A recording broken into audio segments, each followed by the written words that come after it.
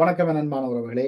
மலர்ந்திருக்கும் புதிய ஆண்டிலே பலதும் பத்தும் என்ற நிகழ்ச்சியினூடாக உங்களை சந்திப்பதில் மற்றற்ற மகிழ்ச்சி அடைகின்றேன். நீங்கள் யோசிக்கலாம், இதனடா புது வருஷம் மலர்ந்திருக்கு, இந்த புது வருஷத்துல பலதும் பத்தும் என்ற ஒரு புது நிகழ்ச்சியோடு வந்திருக்கிறேன் என்று சொல்லி.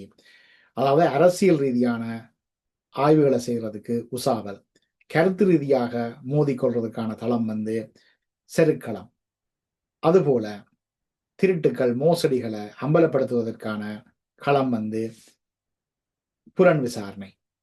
இதோட விழுந்து விழுந்து நாங்கள் சிரிக்கிறதுக்கான களம் வெடிச்சிரிப்பு. இவை எல்லாவற்றோடு செவ்விகள், சிறப்பு செவ்விகள், அரசியல் களம், செய்திகள் என்பதோடு நாங்கள் பேச வேண்டிய பலதும் பத்துமாக பேச வேண்டிய விடயங்களுக்கான களம்தான் இந்த பலதும் பத்தும் என்ற நிகழ்ச்சி.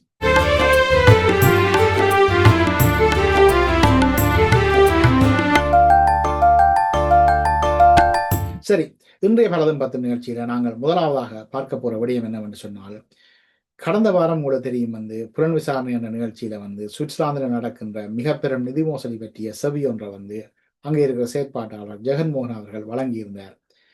அப்ப அதுல அவர் ஒரு விஷயத்தை சொல்லியிருந்தார் என்று சொன்னா உலகத் தமிழர் ஒருங்கிணைப்பு குழுவினுடைய சுவிஸ் கிளையை கைவிட்டு குலம் அவர்கள் ஓடிய பின்னர் அந்த பொறுப்பை ஏற்க சொல்லி ரகுபதி மற்றும் ரகு என்ற 2 பேரிடம் தாங்கள் கேட்டோம் என்று சொல்லி. அப்ப நான் என்ன செய்தேன்னா, அந்த 2 பேர்ட படங்களையும் ரகுபதி, ரகு 2 பேர்ட படத்தையும் அனுப்ப சொல்லி என்னுடைய நண்பர் ஒருவரை கேட்டிருந்தேன். அவர் அந்த படங்களை அனுப்பியிருந்தார். ஆனால் அந்த நிகழ்ச்சி வெளிவந்த பிறகு ஜெகன்மோகன் அவர்கள் தெரிவித்தார், இந்த படத்தை நீங்கள் காட்டிய இந்த படங்கள்ல ரகு என்பது இவர் இல்லை, நான் சொன்னது வேறு ஒரு ரகுவே என்று சொல்லி சொன்னார். சரி, யார் இந்த ரகு என்று அறிவோம் என்று சொல்லி நான் இருக்கேன். இன்னொரு நண்பர் எனக்கு தொலைபேசி எடுத்து சொன்னார், இது உங்களுக்கு தெரியுமோ தெரியாது, இந்த ரேடியோ டிவி அதோட சம்பந்தப்பட்டிருந்த ரகு என்று சொல்லி. அப்பதான் எனக்கு ஞாபகம் வந்தது, சுவிஸ்ல இருந்து வந்த ரகு என்பவர் சிறிது காலம் டிடிஎன் தொலைக்காட்சியினுடைய பணிப்பாளராக பணிபுரிந்தவர். பாண்டியன் நாதன் என்ற பெயர்களால் அவர் இருந்தவர். அதை விட இங்கே ஐபிசிலையும் பொறுப்பில் இருந்தவர் கடைசியாக. அப்ப நான் அவரை கேட்டேன், அந்த ரகுவான்னு சொல்ல அவர் சினர்வம் அவர் தான் என்று சொல்ல நான் சொன்னேன், அவரை நான் தேடிக்கொண்டு கனகாலமா திரிகிறேன். எனக்கு அவர் காசு தர வேணும், எனக்கு 6000 பவுன் எனக்கு தர வேண்டிய காசு தராமல் அவர் சுத்தி கொண்டு சுவிஸுக்கு ஓடிட்டார். இதை கேட்ட இந்த நண்பர் உடனே கேட்டார், என்ன சேரமானக்கு ஒருத்தன் ஆப்பு வச்சுட்டானா, அதுவும் 6000 பவுன் சேரமான ஆட்டையை போட்டு ஒருத்தன் ஓடிட்டானா என்று கேட்டபோது நான் சொன்னேன், இது எனக்குரிய தர வேண்டிய சம்பள பணம். அப்ப அந்த காலத்துல ஐபிசியினுடைய தலைமை செய்தி ஆசிரியராக நான் பணியாற்றி கொண்டிருந்தான். 7 நாளும் ஐபிசியினுடைய அந்த செய்தி பிரிவை கவனிச்சு கொண்டிருந்தான்.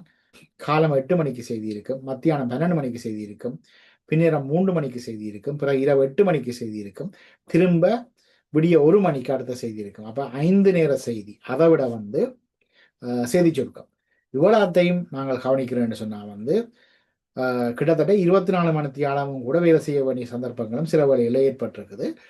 அதுவும் பிரேக்கிங் நியூஸ் வந்ததுன்னா நீங்க நித்திர கொள்ளையில அது விடிய விடிய இருந்து இரவு எழும்பி விடிய விடிய வேலை செய்து கொண்டிருக்க வேண்டியதான். இடைவேளைகள் வேறும் இல்லையென்று சொல்லல, ஆனா போதிய இடைவேளைகள் கிடைக்காது. 7 நாளும் செய்திகளை தவிர்த்து கொண்டு வந்த நேரத்தில் ஒரு நாள் மாசம் முடிஞ்சுது, கொடுப்பனவு என்னுடைய சம்பளம் வரையிலேன்னு போட்டு இந்த ரகு என்ற நாதன் என்பவருக்கு நான் டெலிஃபோன் அடித்து கேட்குறேன், என்ன மாதிரி என்னுடைய சம்பளம் வரையிலேன்னு சொல்ல அவர் சொன்னார், இந்த மாதம் கொஞ்சம் சிக்கலாக இருக்குது, அடுத்த மாதம் தர வேண்டும். சரி, ஒரு மாதம் சமாளிப்போம் என்று போட்டு ஓவர் டிராஃப்ட் எடுத்து அதில் ஓடிக்கொண்டிருக்க, அடுத்த மாதம் சொன்னார் கொஞ்சம் சிக்கி போச்சு, இந்த மாதம் அடுத்த மாதம் கட்டாயம் தருவேன். இப்படியே 3 மாதமாக என்னுடைய சம்பளத்தை தராமல் இருக்க, ஒரு நாள் கோதாஸ் என்று சொல்லி அப்போ ஐபிசியினுடைய கணக்குக்கு பொறுப்பாக இருந்தவர், அவர் அடித்து சொன்னார், உங்களுக்கு சம்பளம் கொடுக்க சொல்லி ராகு சொல்லியிருக்கிறார், நீங்கள் எங்கே நிற்கிறீங்கன்னு சொல்லுங்க, நான் இப்போ கொஞ்சம் இதில் வருவேன்னு சொல்லி.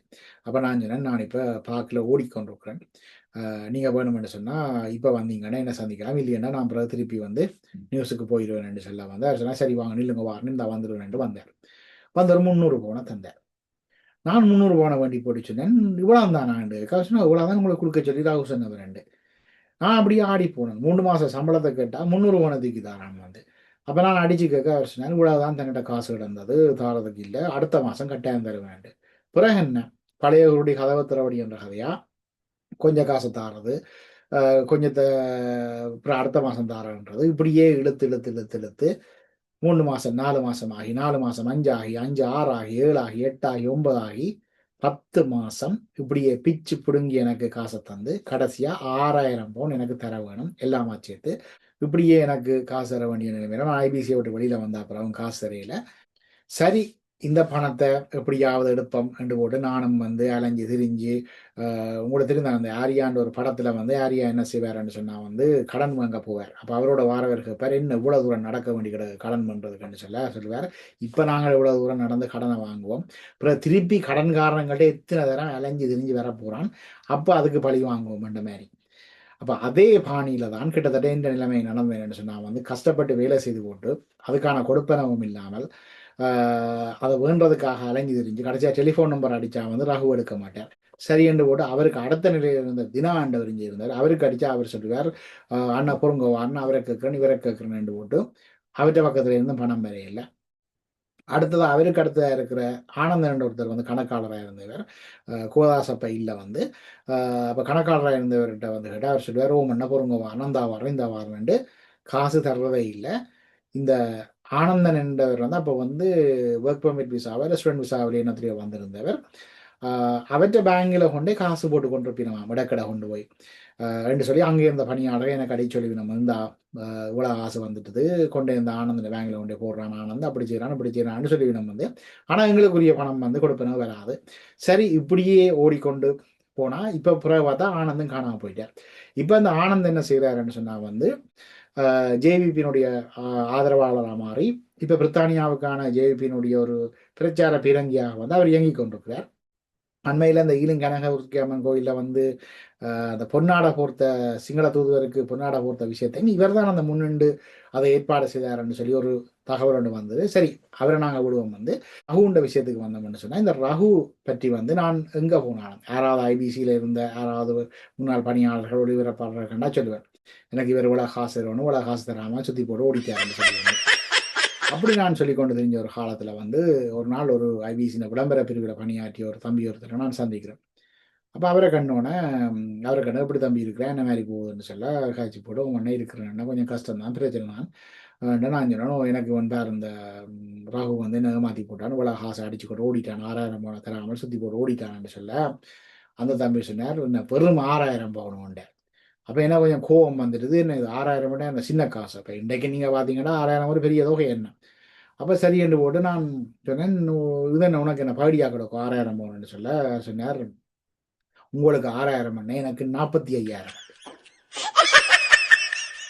அப்போ நான் கேட்டேன், இன்னும் 45,000 சம்பளம் மட்டும் வந்தாலும் கூட 45,000 வராது என்று சொல்ல, இல்லை என்ன எனக்கு தர வேண்டிய மாசக்கணக்காக தர வேண்டிய சம்பளம் உங்களை மாதிரி எனக்கு வந்து பிச்சு பிடுங்கிடலாம் தர எனக்கு தரவே இல்லை சம்பளம்.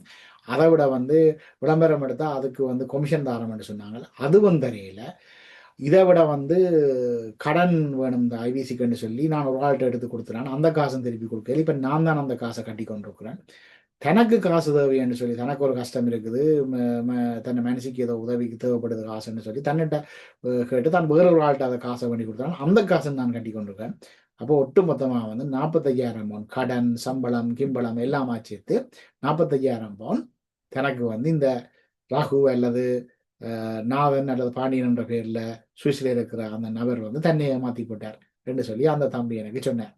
அவற்ற சோக கதையை கேட்டோன்னே எனக்கு அந்த நேரத்தில் சிரிப்பு வந்துட்டுது. என்னென்னு சொன்னால் ஒரு கதை ஒன்று இருக்குது. ஒரு அரசன் வந்து ஒரு நாள் சொன்னாராம் வந்து, நான் சாப்பிடாத பழத்தை யாராவது கொண்டு வந்தீங்கன்னு சொன்னால் இந்த ராஜ்யத்தில் பாதியை உங்களுக்கு நான் தருவேன் என்று சொல்லி வந்து. அப்போ எல்லாரும் என்ன செஞ்சுட்டான், மாம்பழம் வாழைப்பழம் அப்படின்லாம் தூக்கி கொண்டு ஓடிச்சுட்டாங்க வந்து அப்படின்னு ராஜ்யம் கிடைக்குமெண்டு. அப்போ அங்கே போக மந்திரி சொன்னாராம் வந்து, நீங்கள் கொண்டு வந்து பழம் அவர் சாப்பிடாத பழத்தை தந்தால் ராஜ்யம் ராஜ்யத்தில் பாதி. ஆனால் வந்து அவர் சாப்பிட்ட பழமாக இருந்தா அதே பழத்தை கூட வாய்க்க வச்சுட்டு உலக்கியால் இடி விழுமென்னு சொல்லி. சரி, எப்படியோ ராஜ்யம் கிடைக்குமான நம்பிக்கையில் ஒருக்கா தானே இடி விட போகுதுன்றது சின்ன சின்ன பழத்தை கொண்டு போனவை இடிய வேண்டி கொண்டு வந்துட்டு நம்ம வந்து. அப்போ அன்னாசி பழத்தோட போன ஒருத்தர் வந்து போய் வரிசையில் நிற்க அவரை கூப்பிட்டு அவர்கிட்ட வாய்க்கில் அந்த அன்னாசி பழத்தை போட்டு உலக்கியால் இடிக்கிறாங்க. இடிக்க அடிக்காம சிரிக்குது. அப்போ கடவாய் கிழிஞ்சு கிடக்குது, ரத்தம் படியுது. அப்போ ஆள் சிரிச்சு கொண்டு இருக்க வந்து மன்னர் வந்து கேட்டாராம், என்னதுக்கு சிரிக்கிறான்னு. அப்போ அந்த அன்னாசி பழம் கொண்டு போனவர் சொன்னாராம், அன்னாசி பழம் கொண்டு வந்த என்ன நிலைமை எப்படின்னு சொன்னால் பின்னால் திரும்பி பாருங்கோ, எனக்கு அப்படி ஒருத்தர் நிற்கிறார் பலாப்பழத்தோட, அவற்ற நிலைமை எப்படி இருக்க போகுதுன்னு நினைச்சு தான் நான் சிரிக்கிறேன் சொல்லி. எனக்கு அந்த 45,000 மோனத்தில் வச்ச அந்த இந்த ரகுவிட்ட கொடுத்து அல்லது வாங்க இருந்து ஏமாந்து போன இந்த தம்பி எனக்கு ஐபிசியில் பேசுகிற தம்பி எனக்கு அந்த ஞாபகம் அந்த பிலாப்பழ ஞாபகம் தான் எனக்கு வந்தது அந்த நேரத்தில் சரி இன்றைய பலதும் பத்து நிகழ்ச்சியில் நாங்கள் பார்க்க போகிற அடுத்த விஷயம் என்னென்னு சொன்னால் அண்மையில் என்னுடைய நண்பர் ஒருவர் ஒரு சில படங்களை எனக்கு அனுப்பியிருந்தார். அந்த படத்தில் பார்த்தீங்கன்னு சொன்னால் ஐபிசியினுடைய இப்பத்தே உரிமையாளர் என்று சொல்லப்படுகின்ற கந்தையா பாஸ்கரன்.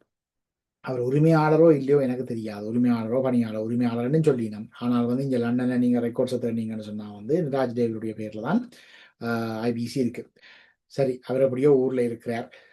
அவருடைய நிறுவனம் தான் ஐபிசி என்று சொல்லினோம். அவருடைய நிறுவனமோ அவற்றை நிறுவனம் இல்லையோ அல்லது ரெண்டும் கலந்ததோ எப்படியா இருந்தாலும் அந்த அவருடைய அந்த டான்ஸ் படத்தை பார்த்தோன்னே எனக்கு உண்மையாக பிடிச்சு கொண்டது. என்னென்னு சொன்னால் ஒரு சிறந்த ஒரு ஒரு கலைஞருக்குரிய அந்த கலைத்துவம், அந்த ஆடுகின்ற அந்த திறமை உண்மையாக நான் பார்த்துட்டு வச்சேன். ஆள் நல்ல வடிவாக தான் ஆடுறாருன்னு சொல்லி. அப்போ என் நண்பர் ஒருவர் அதை பார்த்துட்டு எனக்கு சொன்னார் இது என்னடா இது சுடல் டான்ஸ் மாதிரி கிடக்குன்னு சொல்லி அப்போ நான் சொன்னால் சுடல் டான்ஸோ இல்லையோ ஆனால் நல்லா ஆடுறாருன்னு சொல்லி போட்டு அப்புறம் தான் யோசிச்சு பார்த்தேன். இது ஒரு நல்ல ஒரு ஐடியா இருக்கு என்னென்னு சொன்னால் இந்த லங்காஸ்ரீல மரண அறிவித்தல்கள் நாங்கள் கொடுக்குறாங்க. அப்போ இந்த மரண அறிவித்தலை கொடுக்கக்குள்ள அதுக்கென்று ஒரு குறிப்பிட்ட தொகையை வேண்டி வேணும். சில வேலை ரூ. 250 அப்படின்னு போகும் காசு இருந்தாங்க உங்களுக்கு. அப்படி போய்க்குள்ள சொல்லுவினம் உங்களுடைய அந்த மரண வீட்டில் லைவ் செய்யலாம். நாங்கள் செய்கிறோன்னு சொன்னால் அதுக்கு இவ்வளோ காசு யூடியூப்பில் போடுவோம். ஒரு சொந்தக்காரர் ஊரில் இருக்கிறாங்களாம் பார்க்கலாம்ட்டு. உண்மையாகவே நாங்களே எங்களோட வார்டில் எங்களோட ஃபேஸ்புக் பேஜ் எங்களோட யூடியூப் இதுகள்லேயே நாங்களே அதை லைவ் செய்யலாம். ஆனால் எங்களுடைய செய்ய தெரியாது. அப்போ என்ன செய்கிறேன்னு சொன்னால் கொஞ்சம் காசை கொடுத்து விட்டா இந்த லங்காசிரியிலேருந்து ஒருத்தர் வருவார் கேமராவோட அப்படியே சுற்றி சுற்றி படம் எடுப்பார். அப்போ அந்த செத்த வீட்டில் அழுதோன்றிருக்கிறார்களையும் படம் எடுப்பார். அங்கால யாரும் சொந்தக்காரரை கண்டுட்டு கண்ணாலே பிறகு கண்டுட்டு சந்தோஷமாக சிரிக்கிறாங்க அவையிலையும் படம் எடுப்பார். பிறகு என்ன நடக்கும்? இந்த வீடியோ லைவ்ல போனதை பிறகு எல்லாரும் பிறகு திருப்பி ஒரு ரிவைண்ட் பண்ணி பார்ப்போம் இப்படி என்ன நடந்தது, யார் வந்தவை, யார் சிரிச்சவை, யார் அழுதவைன்னு சொல்லி பிறகு குடும்பங்களுக்குள்ள அடிபாடு வரும். எப்படியோ எது நடந்தாலும் லங்காசரிக்கு காசு வந்தா சரி தானே, அந்த கேமராவோட வாரவருக்கு காசு வந்தா சரி தானே என்று சொல்லி போட்டு அவர் அந்த வீடியோ எடுத்துட்டு போறவர். சரி அப்படி அதே மாதிரி நானும் யோசிச்சது என்னன்னு சொன்னா இவ ஐபிசில இருந்து ஒவ்வொரு மரண வீட்டுக்கும் அந்த மரண அறிவித்தல் கொடுக்குறாங்களே சொல்லலாம். உங்களோட வீட்டில் இந்த மரண சடங்கு நடக்கக்குள்ள ஆடுறதுக்கு ஐபிசி இருந்து ஆக்களை அனுப்புகிறோம், இவ்வளோ காசு கட்டினீங்களா சரிதானேன்னு சொல்லி செய்யலாம். இப்போ இந்த இதை நான் இந்த முகநூலில் போட்டோன்னு பார்த்தேன்னு பயங்கர வரவேற்பு. சும்மா கொஞ்சம் நெஞ்ச பேர் இதை வரவேற்கல. கிட்டத்தட்ட 1,93,000 பேருக்கு மேல நீங்களே பாருங்க இதுக்கான ஆதாரத்தை இதுக்கு ஒரு மிகப்பெரும் வரவேற்பு கிடைச்சிருக்குது. அதுவும் இதுல 313 பேர் இதை லைக் பண்ணியிருக்கிறான். அப்போ உண்மையில இது ஒரு நல்ல ஒரு திட்டம். ஆனா என்ன பிரச்சனைன்னு சொன்னா இதை பார்த்தோன்னே சில பேர் கோபம் வந்துட்டுது. இப்படி நீ போடுவியோ அப்படி போடுவியோன்னு எல்லாம் பேச தொடங்கிட்டேன். நான் தப்பானும் சொல்லலையே, நல்ல வடிவா ஆடுறார். அப்படியே ஆக்களை பயிற்சி கொடுத்து ஐபிசியில் இருக்கிற ஆக்களை அனுப்பி விடலாம் தானே. இதைத்தானே நானப்பா சொன்னான். நான் இது ஒரு தீய நோக்கத்தோட சொல்லியது. என்னன்னு சொன்னால் 2015ஆம் ஆண்டு அப்ப டிசிசியினுடைய பொறுப்பாளராக இருந்த கமல் அவர்களோட சேர்ந்து நான் ஒரு மற்றது கோபி சிவந்தன் அந்த நேரத்தில் மேற்கு லண்டனுக்கு பொறுப்பாக இருந்தவர். அப்போ அவரோட சேர்ந்து ஒரு அரசறிவியல் ஆய்வரங்கம் ஒன்றை ஏற்பாடு செய்தாங்க. அப்போ அந்த ஆய்வரங்கத்தில் எல்லாரையும் கூப்பிட்டு கதைப்போம், எல்லாரையும் கொண்டு அவங்க கருத்துக்களை பூர்வம் என்று போய்க்குள்ள பரமேஸ்வரன் என்ற சொன்னார் அண்ணா நீங்கள் எப்படியாவது இந்த நிராஜ் ஜெயவிட் அண்ணி ஐபிசியினுடைய பணிப்பாளர் இருக்க அவருக்கு கூப்பிடுங்க. எனக்கு ஓகே அவரை கூப்பிடலாம் தான், கூப்பிடாமலும் விடலாம் தான் யோசிச்சு கொண்டிருக்கேன். இல்லையாண்ணா எப்படியாவது நீங்கள் கூப்பிடுங்க. ஆளை எனக்கு ஒட்டே பெரிய அறியணும் சரி என்று நானும் சரி என்று ஆளை கூப்பிடுவோம் போட்டு நேராக போனேன் ஐபிசி ஆஃபீஸுக்கு. அங்கே போனால் நிராஜ் டேவிட் அண்ணா பெரிய சந்தோஷம், என்ன நல்ல வடிவாக வர உண்மையில நல்ல மனுஷன் நான் இதில் ஒரு பொய் காய்ச்சலையில் உண்மையிலே நல்ல ஒரு மனுஷன் அப்போ என்ன கூப்பிட்டு வரவேற்று போட்டு காய்ச்சி கொண்டு கால் சொன்னார் வாங்குவோம் ஸ்டூடியோ எல்லாம் சுற்றி பார்ப்போம்னு சொல்லி அப்போ நான் தெரிந்தானே நாங்கள் முந்தி ஐபிசி டிடிஎன் எல்லாம் எங்களுக்கு பெரிய கட்டிடம் எல்லாம் இருந்தது. கொலிய ஸ்கூலில் பெரிய கட்டிடம் இருந்தது. வந்தவங்களுக்கு தெரிஞ்சிருக்கும் இதெல்லாம் நாங்கள் என்ன பார்க்காத ஸ்டூடியோவா, நாங்கள் பார்க்காத கட்டிடமாண்டு போட்டு நான் சொன்னேன் இல்லை எனக்கு பிரச்சனை இல்லை, நாங்கள் முந்தி நாங்கள் வச்சுருந்தாங்களான்னு. இல்லை பரவாயில்ல பார்ப்போம் வேண்டாம் ஒளி கிடைக்க பார்ப்போம் போட்டு நானும் சரி என்று காய்ச்சி கொண்டு ஒரு பல 10 விஷயங்களை பற்றி காய்ச்சி கொண்டிருக்க கடைசியில் ஆள் அந்த இட்டுப்பு கொள்ள இல்லாமல் எழும்பி எனக்கு சுத்தி காட்டினார். இதுதான் ஐபிசி ரெண்டு போட்டு சுத்தி காட்டினால் அதில் பார்த்தேன் எல்லாம் எங்கட அந்த கொடிய ஸ்கூலில் நாங்கள் வச்சிருந்த டிடிஎன் ஐபிசி கட்டுற மாதிரி தான் அது இருந்தது. அங்கே ஒரு பெரிய வித்தியாசமும் இல்லை. ஆக வந்து ஒரு வித்தியாசம், ஒரு பெரிய ஒரு ஹோல் மாதிரி முன்னுக்கு உள்ளுக்கு இருந்தது. அதில் வந்து ஓடி பிடிச்சு விளையாடலாம். அப்போ அந்த ஓடி பிடிச்சு விளையாடக்கூடிய அந்த ஹோலை தவிர வேறு ஒன்றும் இல்லை. அப்பேக்குள்ள ராஜதேவரன் எனக்கு சொன்னார்ன்னு சொன்னால், தங்களுக்கு ஒரு கனவு ஒன்று இருக்குதுன்னு சொல்லி வந்து என்னென்ன கனவுண்டு கேட்டேன் வந்து. அப்போ சொன்னார் வந்து, எனக்கு கனவு என்னென்னு சொன்னால், இந்த ஐபிசியை வந்து அல் ஜசீரா மாதிரி ஒரு முன்னுக்கு கொண்டு வர்றதான் தன் கனவுன்னு சொல்லி கேட்க சந்தோஷமா இருந்தது. பிறகு எங்கே போனாலும் எங்கேயாவது நான் அவர் கதைக்கிற இடங்களில் போய் நின்று பார்த்துன்னு சொன்னால், அவர் அதை பற்றி தான் கதைப்பார். தன்னுடைய அந்த கனவை பற்றி ஐபிசியை வந்து அல் ஜசீரா மாதிரி ஒரு சர்வதேசத்தில் கொண்டு வரணும்னு சொல்லுவார் வந்து. ஒரு நாள் பார்த்தேன், கனடாவில் ஆள் நிற்கிறார். சரி, நிராஜ் தேவி அண்ணன், எங்கட நிராஜ் தேவி அண்ணன் தான் நிற்கிறார் பார்ப்போம் போட்டு நானும் டிவியை ஓன் பண்ணி போட்டு பார்த்தா, ராஜ் தேவி அண்ணன் கதைக்க போகிறார். அவருக்கு அதுக்கு முதல்ல அவர் ஒருத்தர் அறிமுகப்படுத்துகிறார். இங்கிலீஷ்லாம் அறிமுகப்படுத்துகிறார். Is a very talented man அப்படி இப்படின்னு சொல்ல, நிராஜ் தேவி அண்ணனையை பார்த்தீங்கன்னா உச்சி குளிர்ந்து அப்படியே ஆள் அப்படியே பிட்டி அந்த புலா ஆங்கிதம் அடைஞ்சு ஆள் இருக்கிறார். சரின்னுட்டு now I give the floor to Mister Raj டேவிட்ன்னு சொல்லி போட்டு அவர் டக்குனு மைக்கை கொடுக்க, டக்குண்டு பக்கத்தில் வந்து கந்தையா பாஸ்கரன் வந்தவர் டக்குன்னு அவர்கிட்ட மைக்க வேண்டி நான் கதைக்கிறேன் என்று சொல்லி போட்டு டக்குன்னு மைக்க வேண்டி அவர் என்ன செய்கிறாருன்னா கதைக்க சொன்னாங்க. தனக்கு புட்டும் கருவாடம் தான் விருப்பம், தான் புலம்பெயர்ந்து வந்தாலும் புட்டும் கருவாடம் தான் தான் விரும்பி சாப்பிடுவேன் அப்படி இப்படி என்று சொல்லி போட்டு தங்களுக்கு ஒரு கனவு இருக்குது, அல் ஜசீரா மாதிரி ஐபிசியை கொண்டு வரணும்ண்டு.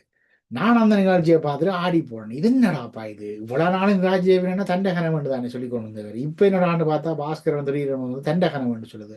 அப்போ இது பாஸ்கரண்ட கனவா, நிராஜ் தேவின்ற கனவா, நிராஜ் தேவினுடைய கனவை வந்து தண்ட கனவுண்டு பாஸ்கரன் சொன்னாரா, அல்லது பாஸ்கரண்ட கனவு தண்ட கனவுன்னு சொல்லி நிராஜ் தேவி சொன்னாரான்ட்டு நான் தெளிவாக குழம்பி போனேன். ஆனால் இதுல என்ன கவலை என்று சொன்னால், இது உண்மையான கவலையை தான் சொல்லணும் வந்து, அப்படி பெருங்கனவு கண்ட ராஜ்தேவன் என்ற கனவு வந்து இன்றைக்கு அந்த ஐபிசி அந்த ஸ்டூடியோ என்ன காட்டோணுமென்னு இருந்தால் துடிச்சு கூட்டிக் கொண்டு திரிஞ்சு காட்டிச்சு தான் அந்த ஓடி பிடிச்சு விளையாடக்கூடிய அந்த ஐபிசி கரெக்டா அந்த இது வந்து இப்போ வந்து ஒரு கல்யாண மண்டபம், சாமத்தியோடு நடத்துகிற மண்டபம், பர்த்டே பார்ட்டி நடத்துகிற மண்டபம் வந்து மாறி இருக்காமன்னு சொல்லி அப்படி ஒரு நிலைமைக்கு போயிருக்கு. நச்சா கொஞ்சம் கவலை தான் வந்து. ஆனாலும் வந்து கொஞ்ச நாளைக்கு முதல் வந்து இந்த தீனான்னு சொல்லி நான் சொன்னேன் தானே, இந்த ரகு வந்து எனக்கு காசு ராம ஒன்றா அப்புறம் நான் களைச்சி போகணுன்னு சொல்லி அவருக்கு அடுத்ததாக இருந்தவர்னு சொல்லி தினா வந்து, அப்போ அந்த தினா வந்து என்னோட தொடர்பு கொண்டவர். அப்போ முதல் எடுத்தோன்னே அவர் அண்ணன் எப்படி இருக்கிறீங்கன்னு இருக்க, நான் நீ யாருன்னு கேட்டேன் வந்து. அவர் சொன்னால் நான் தான் தினாண்டு. அப்போ தினாண்டோன்னே நான் நினச்சேன் நான் இந்த காசு தர போகிறான்னு சொல்லி போட்டு நான் நினச்சேன், என்னடா தம்பி எங்கே இந்த காசு, இதான் நான் முதல் கேட்டுக்கிறேன் எப்படி இருக்கிறான்னு கேட்கல, இந்த காசு எங்கே இருக்க, நான் என்னென்ன உங்களுக்கு தரணும் காசு, அது வந்து அவர் ராகு தானே தரணும் வந்து, எனக்குமே ராகு தரணும் காசு என்று சொல்லி அவன் என்னோட புலம்ப தொடங்கிட்டான். சரி, இந்த காசு ஒரு நாளும் பெறாது சரி என்று போட்டு நாங்கள் சரி ஓகே விடு அதை விடு, நீ இப்போ என்ன செய்து கொண்டிருக்கிற என்று கேட்டேன் தினாவை. தினா சொல்லிச்சுது, நான் தான் அண்ணன் இப்போ ஐபிசியினுடைய ஸ்ரீலங்கா ஆப்ரேஷனை பார்த்து கொண்டிருக்கிறேன். எனக்கு உண்மையில ஒன்றும் விளங்கியது. என்னென்னு சொன்னால், ஆப்ரேஷன் என்று சொன்னால் இப்போ ஒரு ஒரு சத்திர சிகிச்சை நிபுணர் ஒரு அறுவை சிகிச்சை செய்கிறத வந்து ஆப்ரேஷன் சொல்லுவோம். இல்லைன்னு சொன்னால் வந்து ஒரு இராணுவ நடவடிக்கையை ஒரு ஆப்ரேஷன் சொல்லுவோம். இல்லைன்னு சொன்னால் இந்த தெரிந்தானே அல் ஜசீரா மாதிரியான மல்டி மில்லியன் அல்லது பெரிய பெரிய நிறுவனங்கள் வந்து செய்கிற நடவடிக்கைகளையும் ஆப்ரேஷன் சொல்லுவோம். இதில் ஐபிசி இந்த ஆப்ரேஷனை ஸ்ரீலங்கா ஆப்ரேஷனை பார்த்து கொண்டு இருக்கிறான், எனக்கு ஒன்றும் விளங்கியல. அப்போ நான் கேட்டேன் என்ன சொல்கிறேன், எனக்கு ஒன்றும் விளங்கியலன்னு சொல்ல இது நான் சொல்லிச்சுது, இல்லை லங்காசிரியும் வெங்கடதானே என்று சொல்லி வந்து பிறதான் நான் ஓடி முடிச்சு விளங்கினேன் வந்து, ஓஹோ இது வந்து இந்த லங்காசிரியில வார இந்த மரண அறிவித்தல் இருக்கு தானே, அந்த காசுகளை தான் இவர் தான் பார்த்து கொண்டிருக்கிறார் அவரோட. நான் கேட்டேன், அப்போ என்ன லங்காசிரியில வார செத்த வீட்டு காசு எடுத்து தான் ஐபிசி இந்த ஸ்ரீலங்கா ஆப்ரேஷனை பார்க்குறியோன்னு கேட்டேன். அதுக்கு தினா எனக்கு தெளிவான பதில் சொல்லல, ஹிஹிஹின்னு சிரிச்சுது. சரி, எதுவாக இருந்தாலும் ஒரே ஒரு விஷயத்த சொல்லலாம், இன்றைக்கு ஐபிசியோட கட்டிடம் வந்து சாமத்திய வீடு கல்யாண வீடு நடத்துகிற கட்டிடமாக மாறிட்டுது. வேணுமெண்டா பாஸ்கரன் வந்து அங்கே இங்கே இருக்கிற ஐபிசியில் பணியாளர்களை வந்து ஊருக்கு கூப்பிட்டு ரீச்சாவில் அவைகளுக்கு வந்து அந்த இப்படி டான்ஸ் ஆடுறதுலாம் பழக்கி போட்டு இங்கே அனுப்பி விட்டாருன்னு சொன்னால், அவையில வந்து பிறகு என்ன செய்யணும், கொமிஷனுக்கு ஒவ்வொரு இந்த மரண வீடுகளுக்கு போய் அங்கே ரெண்டு படிவா ஆடிவினம் தானே ஆறுதால் அவைக்கும் ஒரு கொமிஷன் வரும், ஐபிசிக்கும் காசு வரும், லங்காசரிக்கும் காசு வரும், இப்படி அடுத்த அல் ஜசீரா கனவை நிறைவேற்றலாம் தானே. இதுக்குள்ள நான் இந்த பாஸ்கரன் டான்ஸ் ஆடுற இதை போட்டோன்னா ஒருத்தர் போட்டார், இப்படி இது வந்து எங்கட ஊர்ல இப்படி செய்கிறே இல்லைன்னு சொல்லி வந்து, எங்கட ஊர்ல இதெல்லாம் செய்கிறே தான் உண்மைதான். ஆனால் இந்தியாவில் வந்து, அதுவும் வட இந்தியாவில் வந்து கல்யாண வீட்டுக்கு முதல் இந்த மருதோண்டி பூசுற ஒரு விழா ஒன்று செய்கிறவர், மிகேந்தியோ மேந்தியோ ஏதோ ஒன்று பேர் ஒன்று வந்து, அது மாதிரி இப்போ வெளிநாடுகள் இருக்கிற தமிழாக்களும் அதை பின்பற்ற தொடங்கி அப்படியே ஊருக்கு போய் இன்றைக்கு ஊர் முழுக்க வந்து அது ஒரு சடங்கா வந்துட்டுது. அப்படி இந்த மருதோண்டி பூசுற விளையாட்டு மாதிரி இந்த டான்ஸ் ஆடுற இதையும் நீங்கள் கொண்டு வரலாம். ஏதோ என்னால் முடிஞ்ச ஒரு சின்ன உதவி, ஒரு நல்ல ஒரு ஆலோசனையோட கொடுத்துருக்கேன். விருப்பம் கண்டா பாஸ்கரன் கந்தையை அதை பின்பற்றலாம், இல்லையாண்டா விடலாம். அதால் எனக்கு ஒரு பிரச்சனையும் இல்லை.